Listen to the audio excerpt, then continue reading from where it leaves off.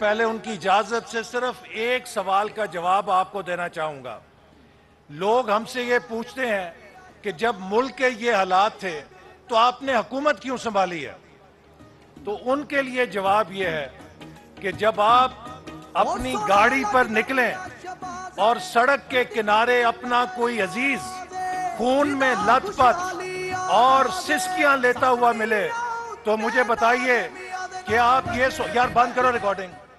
तो क्या आप ये सोचेंगे कि ये बंदे को अगर मैंने जिंदगी बचाने के लिए उठाया तो मेरा बोस्की का सूट खराब हो जाएगा? क्या आप ये सोचेंगे कि इसको मैंने उठाया तो मेरी गाड़ी में डाला तो गाड़ी की पोशिश खराब हो जाएगी? अगर उसके साथ आपको प्यार और मोहब्बत है, आप उसे सीने से लगाएंगे, गाड़ी में डालेंगे, अस्पताल में लाएंगे और डॉक्टर भी कहेगा कि अगर इसकी जान बचानी है तो मेरे पास कोई मिठाई नहीं है, कड़वी दवाई दे के ही इलाज होगा, लेकिन इलाज होगा तो ये पहले की तरह दौड़ेगा। आज शहबाज शरीफ साहब ने भी उस गिरी हुई, टूटी हुई, लहूलुहान मईशत को इस पाकिस्तान का सबूत होते